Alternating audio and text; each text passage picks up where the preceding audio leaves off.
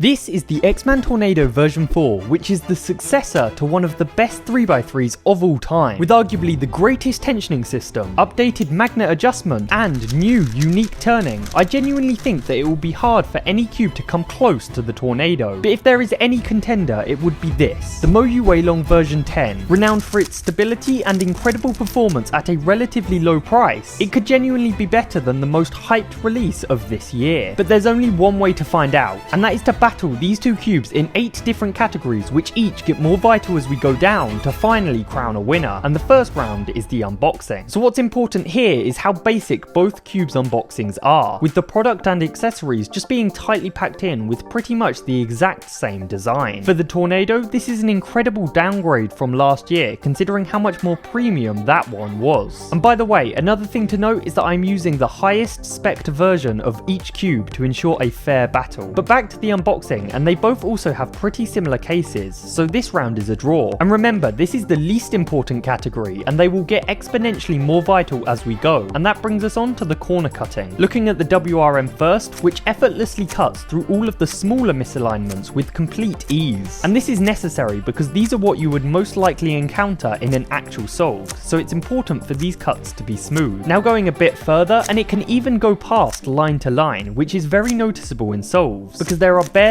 any lockups when turning because this cube can tackle pretty much everything. Similarly, the reverse corner cutting is also very good, with it being able to go the same as all of the other flagship cubes, and maybe even a little bit further. Now moving over to the Tornado, and it can also cut through the smaller misalignments with ease. However, it does begin to struggle as soon as you get close to line, with it sometimes not even being able to do that. And the reverse is similar, with it being just slightly less than what the WRM was able to accomplish. This means that MoYu have better corner cutting on their cubes, and the version 10 wins this round. Now onto stability, and the WRM, like I mentioned in the intro, is renowned for this, as it rarely ever gets out of shape and becomes uncontrollable. The Tornado, however, is much more stable than last year, but is still not quite as easy to control as the WRM, and therefore MoYu wins this category, which means that they are currently 2 points ahead going into the 4th round, and that is the magnet system. Whilst the Tornado hasn't really had too much to show off so far, this is where X-Man really differentiates themselves from the competition, as their newly upgraded magnet adjustment system is one of the best on the market. This is because you are now able to change the entire cube's strength with just 8 changes, as you only have to adjust it once on each corner, and for this you can choose one of 5 different settings, which gives each user full control of how they want their cube to feel. For me, I prefer either the 4th or 5th strongest setting, as I think that this gives the most control, considering the version 4 is still a relatively flexible cube. Furthermore, the Tornado also has these new magnets in the edges, which repel the corner magnets to help with the auto alignment during solves. And whilst I haven't really noticed much of a difference, it is still a nice backup which could potentially prevent +2s. In comparison, the WRM does not have adjustable magnets, which is somewhat disappointing. However, it does have a 20 magnet ball core. This means that the edge piece feet repel when they are misaligned, which pretty much does the exact same thing as the Tornado's additional magnets. However, considering you cannot change the strength on the WRM, the Tornado wins this category, as we now move on to the tensioning system. First of all, on the version 4 it is genuinely incredible, as you can just use your fingers to change both the elasticity and axis distance by turning clockwise and counterclockwise. This system is one of the simplest and easiest to understand, and gives the option for up to 25 different choices. On top of this, they have further improved it by increasing the thickness of this little handle to reduce the chances that it breaks at any point. But now taking a look at the WRM system, and it is fundamentally very similar, as you can turn clockwise and counterclockwise to change the 2 settings. However, this time there is up to 64 different choices, with 8 for both elasticity and axis distance. And whilst this is nice, I don't really feel like this is entirely necessary, as I have personally never really required that many choices. Furthermore, the WRM also requires a tool to change the settings, which is nowhere near as simple as just using your fingers. So whilst MoYu really have got quite a good system, I think that X-Man still has a slight advantage in this category, which means that it is now completely level. But just before we move on to round 6, if you are enjoying this video, consider subscribing, as 90% of you haven't done so. Now going back to this battle, the next category is durability, which is a really big thing when it comes to these cubes, as the WRM has received some complaints about being pretty low quality, with a few people's cubes breaking within a very short period of time. In contrast, the Tornado so far has been feeling considerably more premium and durable than its predecessor, predecessor, which also received a lot of complaints about a lack of quality. Now, it is slightly too early to tell whether this cube is actually more resistant to breaking. However, considering I can already tell that X-Man used a stronger plastic just from doing turning, I would assume that the version 4 will have a much lower rate of breaking compared to the version 3 and the WRM. So for that reason, the Tornado wins this category, and therefore it takes the lead for the first time in this battle. But now let's move on to the value for money. And the WRM version 10 comes in at $39.95 if you buy it at speedcubeshop.com, compared to the Tornado, which is $49.95. Now, you could argue that the extra features that are part of the Tornado somewhat warrant the more expensive price, as well as how hyped this cube is within the market. However, I wouldn't say that there is enough of a difference between these two for there to be a $10 variance in the price. And so that means that the WRM wins this category, meaning it's tied up going into the final round, which is performance. But just before that, if you want to buy either of these two cubes or plenty more, make sure to go over to speedcubeshop.com. They are one of the most reputable cube stores in the world and have incredibly competitive pricing, so you can use discount code UKCuber at checkout for 5% off any orders. But back to it, and we'll start with the WRM's performance. The overall stability of this cube is genuinely incredible, as it ensures that you maintain control throughout solves, even in the fastest and most finger trick orientated parts. On top of this, the UV coating helps with grip and means that you can practice on this cube for extended periods of time without having to worry too much about making mistakes or slipping. Furthermore, the corner cutting ensures that it is pretty easy to extract the maximum amount of performance from this cube, as you don't have to be thinking about how precise your turns are. However, one thing that I do not like about the WRM is that it has an annoying clacky sound whilst turning, and if it catches in even the slightest way, it makes a really high-pitched peak, which can be distracting and irritating. In contrast, the Tornado sounds incredible during solves, with very few annoying peaks, whilst also being remarkably smooth and soft. Similarly to the WRM, the stability is also up there as being very good, and I think this partly comes down to being able to adjust the magnets to ensure that each person can select their favoured amount of control. However, the corner cutting on this cube is slightly worse than the WRM, meaning that the stability can often get ignored as I am focusing on ensuring the alignment is precise. Furthermore, the blockiness of this cube is also a little bit of an issue, as I find myself having to slow down deliberately during faster parts of the solve to ensure that I get as few lockups as possible. Therefore, I feel like it is ever so slightly harder for me to get the most out of this cube compared to the WRM. But with all that being said, which cube has the best performance? And for me, this goes to the Tornado version 4, and therefore it wins the entire battle. But if you have tried these cubes, let me know which one you prefer in the comments. You can check out the individual reviews of both of them here. Make sure to leave a like, subscribe, and thank you very much for watching.